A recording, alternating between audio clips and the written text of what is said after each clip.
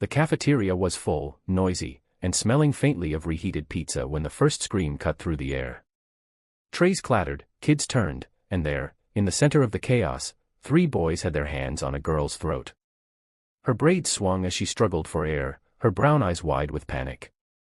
Most froze, some pulled out phones. No one stepped in. That's when her left hand shot up, fingers hooking into the wrist, choking her, twisting it at an angle that made the boy yelp.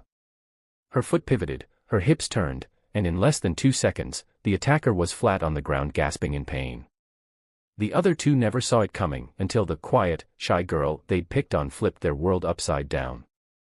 But here's the thing, no one in that school knew who she really was.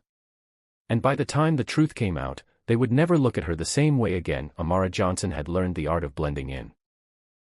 She sat in the back of the classroom, head low, hoodie up, eyes on her notebook. She answered questions only when asked directly, and when the lunch bell rang, she slipped through the crowd like a shadow.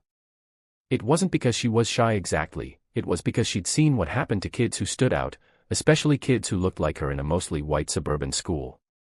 Her mom, a nurse working double shifts, had moved them to Crestwood High's district hoping for better opportunities. But Amara knew better. Kids here smiled in front of teachers and whispered behind your back. They made comments about her hair, her skin, her clothes. Some days it was just snickers. Other days, it was worse. The worst was led by Bryce Miller and his 2 shadows, Connor and Tate. Sons of wealthy parents, they ruled the social hierarchy like they owned it. Bryce especially had a way of making cruelty look like a joke so teachers would dismiss it. Amara ignored them for weeks. Until the day they decided ignoring wasn't enough. It happened during lunch. She was carrying her tray, walking toward an empty table when Bryce stepped into her path. "Watch where you're going, Congo," he sneered loud enough for nearby tables to hear.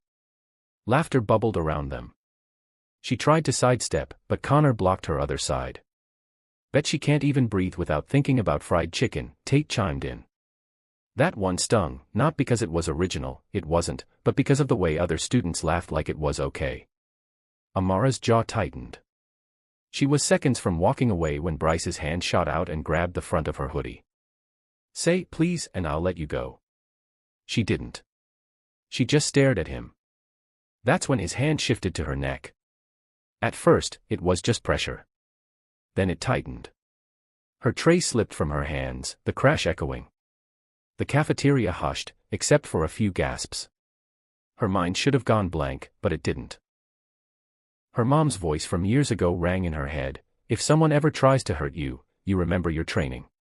And she did. 3 years of grueling MMA classes her uncle in Chicago had insisted she take after an incident in her old neighborhood.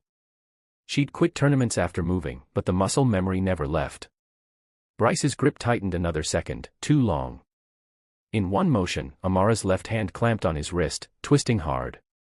His body followed the pain, bending toward her. She dropped her weight, hooked her leg around his, and swept. He hit the ground with a sickening thud. Connor lunged. She sidestepped, grabbed his arm, and used his own momentum to throw him over her shoulder. He landed hard, wind knocked out. Tate froze, half raising his fists, but one glare from her, the kind fighters give in the cage, and he backed up. The cafeteria erupted, but not in cheers. Phones were up, recording. Whispers flew like wildfire, "She's crazy. What just happened? Did you see her move?"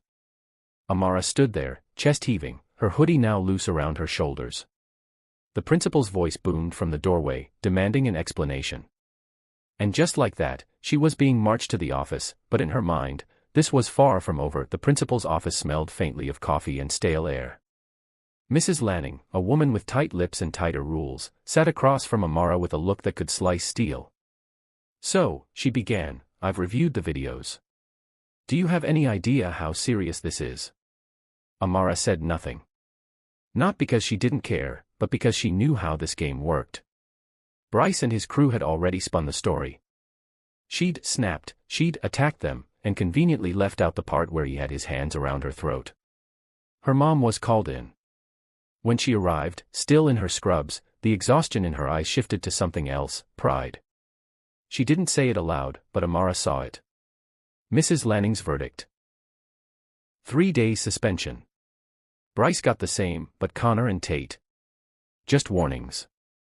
That told Amara all she needed to know about how fairness worked here. When she returned to school, the whispers were louder. Some looked at her like she was dangerous. Others avoided her completely. But not everyone. A sophomore named Lily stopped her in the hallway. That was amazing. No one's ever stood up to them before. Amara shrugged. Wasn't trying to be amazing.